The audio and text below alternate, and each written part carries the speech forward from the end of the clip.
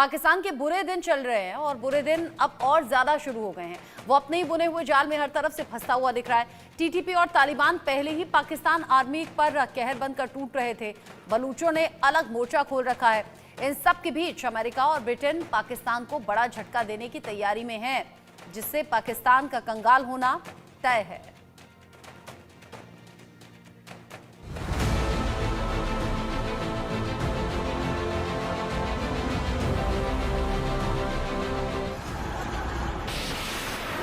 अल्हम्दुलिल्लाह।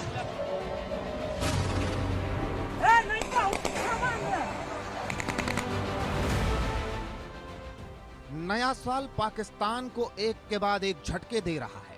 तालिबान लगातार पाकिस्तान को आईना दिखा रहा है, उसे उसकी हैसियत बता रहा है। टीटीपी और बलूचिस्तान आर्मी ने शहबाज की टेंशन अलग बढ़ा रखी है और इन सबके बीच अमेरिका ने पाकिस्तान की पेशानी पर बल ला दिया है।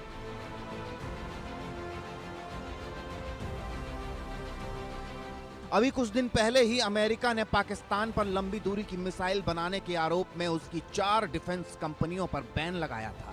इनमें पाकिस्तान की सरकारी एयरोस्पेस और defence agency National Development Complex भी शामिल है। इसके अलावा Affiliates International, Akhtar and Sons Private Limited, Rock Side Enterprises पर भी बैन लगाया गया। बैन की गई चारों कंपनियां पाकिस्तान के बैलिस्टिक मिसाइल प्रोग्राम के लिए जरूरी टूल मुहैया करा रही थी।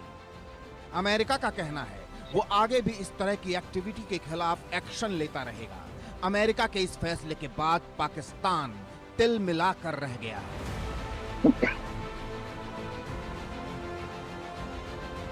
इसके बाद सामने आई अमेरिकी कांग्रेस की रिपोर्ट ने पाकिस्तान के तन बदन में आग लगा दी। इस रिपोर्ट में बड़ा और चौंकाने वाला खुलासा किया गया।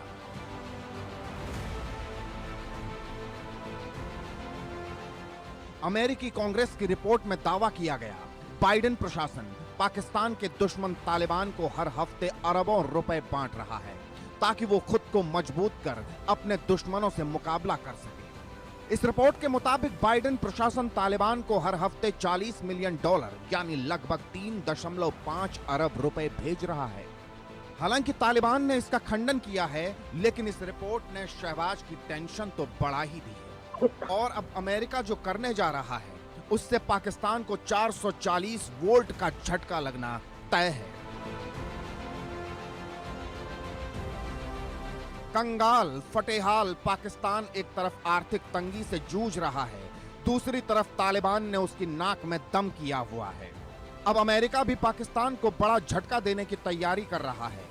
अमेरिकी संसद में एक सांसद ने विधेयक पेश किया है जिसमें पाकिस्तान का गैर नाटो सहयोगी का दर्जा खत्म करने का प्रस्ताव है। रिपब्लिकन सांसद एंडी बिग्स ने संसद में विधेयक पेश किया है। इस विधेयक में कहा गया है, राष्ट्रपति को तब तक पाकिस्तान को गैर नाटो सहयोगी का दर्जा देने वाला प्रमाण पत्र जारी नहीं करना चाहिए जब तक पाकिस्तान हक्कानी नेटवर्क के खिलाफ सैन्य कार्रवाई जारी नहीं रखता है। विधेयक में यह भी कहा गया है, पाकिस्तान को हक्कानी नेटवर्क को पाकिस्तान की धरती पर रहकर अपनी गतिविधियां चलाने की इजाजत नहीं देनी चाहिए। साथ ही पाकिस्तान को अफगान सरकार के साथ मिलकर हक्कानी नेटवर्क की मूवमेंट को बाधित करने के लिए भी कहा जाना चाहिए। पाकिस्तान को प्रेसिडेंट बुश ने 2004 में नॉन नेटो एलाय का दर्जा दिया था, जिससे पाकिस्तान को बड़े पैमाने पर काफ़ी फायदा हो रहा था। उसको फाइनेंशियल और मिलिट्री मटेरियल आसानी से मिल रहा था, जो बाकी जो है देशों को नहीं मिलता नेटो एलाइंस के अलावा। ऐसे में इसको विड्रॉल होना जो है पाकिस्तान के लिए एक बहुत बड़ा झटका होगा। 2019 से लगातार कोशिश की जा रही है पाकिस्तान से ये नॉन नेटो एलाय का दर्जे को विड्रॉ करने के लिए, लेकिन प्रेसिडेंट बाइडेन जो है वो हर साल जो है सर्टिफिकेशन देते रहे, झूठी सर्टिफिकेशन की। पाकिस्तान बड़े पैमाने पर कोशिश कर रहा है कि हर प्रकार के टेररिज्म को खत्म करे, हक्कानी नेटवर्क की इन्फ्लुएंस को खत्म करे और हक्कानी नेटवर्क के खिलाफ कार्रवाई करे। साल 2004 में अमेरिका ने अल-कायदा और तालिबान से लड़ने के लिए पाकिस्तान को गैर नाटो सहयोगी का दर्जा दिया था।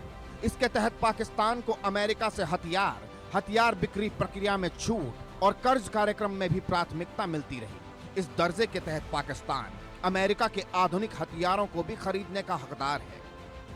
बीते करीब 2 दशकों में अमेरिका ने इसके तहत पाकिस्तान को अरबों डॉलर की आर्थिक मदद और आधुनिक हथियार दिए हैं, लेकिन पाकिस्तान ने इस मदद का इस्तेमाल आतंकवाद से लड़ने के बजाय उसे और पालने पोसने और भारत के खिलाफ इस्तेमाल किया। जिस अलकायदा से लड़ने के लिए पाकिस्तान को अरबों डॉलर मिले, उसी अलकायदा का प्रमुख ओसामा बिन लादेन पाकिस्तान से ही पकड़ा गया था। यही वजह है पाकिस्तान का गैर नाटो सहयोगी दर्जा खत्म करने की मांग हो रही है। एंडी बिग्स ने जनवरी 2019 में पहली बार ये विधेयक अमेरिकी संसद के निचले सदन में पेश किया था। अब एक बार फिर से एंडी बिग्स ने यह विधेयक पेश किया है।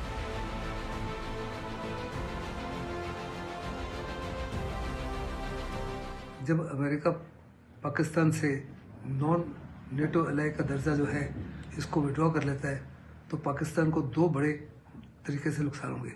एक, उसको फाइनेंशियल सपोर्ट मिल रहा था, दूसरा उसको मिलिट्री सपोर्ट मिल रहा था। ये दोनों सपोर्ट हर प्रकार से बंद हो जाएंगे और कंगाल पाकिस्तान के लिए मुसीबत की जड़ और जबरदस्त हो जाएगी। वैसे आतंकिस्तान की टेंशन भर इतनी नहीं है। ग्रूमिंग गैंग्स विवाद में भी पाकिस्तान फंसता जा रहा है। माना जा रहा है यह विवाद शहबाज सरकार की बैंड बजा सकता है। ग्रूमिंग गैंग्स का मतलब जो छोटी बच्चियों को अपना शिकार बनाते हैं और उनका शारीरिक मानसिक रूप से शोषण करते हैं। इनमें लोग पहले कम उम्र की बच्चियों के साथ दोस्ती शुरू करते हैं, दोस्ती होने के बाद उनका भरोसा जीतते हैं, बाद में विश्वास का फायदा उठाकर उनका शोषण करते हैं। रॉदरहैम ब्रिटेन में एक छोटा सा शहर है। यहाँ 20 साल पहले एक कांड हुआ था जो अब न केवल चर्चा में है बल्कि इस पर दुनिया में सियासत तेज हो गई है। लंदन से लगभग 163 मील दूर स्थित इस शहर में कभी सैकड़ों लड़कियों का शारीरिक शोषण किया गया था। रिपोर्ट में दावा किया जाता है इन पीड़ितों की संख्या 1400 के आसपास थी। पीड़ितों में ज्यादातर नाबालिग थीं। इसका खुलासा साल 2010 में तब हुआ जब पाकिस्तानी मूल के 5 लोगों को सजा मिली। अब ब्रिटिश सांसद रूपर्ट लोवे ने पाकिस्तान को दी जाने वाली विदेशी सहायता रोकने की मांग की है। रिफॉर्म पार्टी के सदस्य लोवे ने विदेशी सहायता के लिए ब्रिटेन की प्रतिबद्धता पर ध्यान दिलाते हुए कहा, साल 2023-2024 के लिए पाकिस्तान को दी जाने वाली सहायता राशि 41.5 मिलियन पाउंड है। अगले साल इसे 3 गुना बढ़ाकर 133 मिलियन पाउंड किया जाएगा। जाहिर है अगर इस मदद को बंद कर दिया जाता है तो पाकिस्तान को बड़ा झटका लगेगा। इस बीच एलन मस्क ने भी पाकिस्तान की मुश्किलें बढ़ा दी हैं।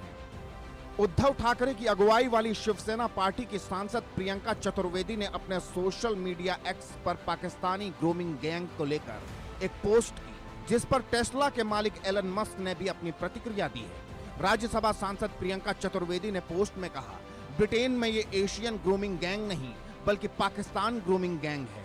इसी पर जवाब देते हुए एलन मस्क ने कहा, ये सच है। इससे पाकिस्तान की छवि जो है कम्प्लीटली बर्बाद हो गई है और वास्तव में बड़े पैमाने पर इस समय मौजूदा जो है उनके पार्लियामेंट में बिल पास करने की कोशिश की जा रही है, जिससे बड़े पैमाने पर उनके खिलाफ कार्रवाई की जाएगी। पहली बात है, उन्होंने जब स्टारमर ने कहा कि इसमें एशियन लोग इन्वॉल्व हैं, लेकिन हिंदुस्तान ने साफ तौर पर कहा इसमें एशियन लोग इन्वॉल्व नहीं है, केवल और केवल पाकिस्तान के लोग इन्वॉल्व हैं। और एलन मस्क ने भी साफ तौर पर कहा है कि इसमें केवल और केवल पाकिस्तान के गुंडे और पाकिस्तान के लोग ही इन्वॉल्व हैं और स्टारमर इसके लिए जिम्मेदार है, क्योंकि स्टारमर के समय ही ये सारी कार्रवाई हुई। पाकिस्तान दुनिया भर में बेनकाब हो चुका है। उसके अपने उसके खिलाफ हो चुके हैं, उसकी पोल खोल रहे हैं, उसे झटका दे रहे हैं और अब पासपोर्ट रैंकिंग में भी उसे मुंह की खानी पड़ रही है। किसी देश के पासपोर्ट की ताकत इस बात पर निर्भर करती है उसके जरिए कितने देशों में बिना वीजा या वीजा ऑन अराइवल की यात्रा की जा सकती है। 2025 भारत के लिए अच्छी खबर लेकर आया है। भारतीय पासपोर्ट की रैंकिंग में सुधार हुआ है। साल 2024 में भारत की रैंकिंग 85वीं थी और भारतीय पासपोर्ट धारक 57 देशों में बिना वीजा के यात्रा कर सकते थे। 2025 में भारत की रैंकिंग बढ़कर 80वीं हो गई। अब 62 देशों में वीजा मुफ्त यात्रा संभव है। वहीं पाकिस्तान की रैंकिंग की बात करें तो इसने फिर से नीचे से टॉप किया है। पाकिस्तान की रैंकिंग गिरी है। साल 2024 में पाकिस्तान 101वें नंबर पर था, वहीं अब ये 103वें स्थान पर पहुंच गया है। पाकिस्तानी पासपोर्ट के जरिए केवल 34 देशों में बिना पूर्व वीजा के जा सकते हैं। आज पाकिस्तान की पासपोर्ट की वैल्यू एक किस्म से कौड़ी की वैल्यू नहीं है। सारे के सारे लोग जो है जब उसका पासपोर्ट देखते हैं, उनके साथ इंटरेक्ट नहीं करना चाहते, उनके खिलाफ कड़ी सिक्योरिटी चेक किया जाता है। काफ़ी देश जो है तो पाकिस्तान के पासपोर्ट देखने के बाद ही उनको अपने देश में लोगों को, उनको पाकिस्तानियों को आने ही नहीं देते। ऐसे में पाकिस्तान के लिए बहुत ही ये नुकसानदेह है, बहुत ही चिंताजनक है, क्योंकि वास्तव में दुनिया में आज पाकिस्तान के ऊपर किसी को किसी प्रकार का भरोसा नहीं है। वो सारे के सारे जो है टेररिज्म में बिलीव करते हैं, बलात्कार में बिलीव करते हैं, बहुत बड़े पैमाने पर जिहाद फैलाना चाहते हैं। दुनिया में जहाँ भी कोई टेररिज्म एक्टिविटी होती है, पाकिस्तान डायरेक्टली या इनडायरेक्टली इन्वॉल्व है। कुल मिलाकर ये मुल्क हर मोर्चे पर पिट रहा है और अगर ऐसा ही चलता रहा तो इसमें कोई शक नहीं, पाकिस्तान बहुत जल्द कंगालिस्तान बन जाएगा। Bureau report, India news.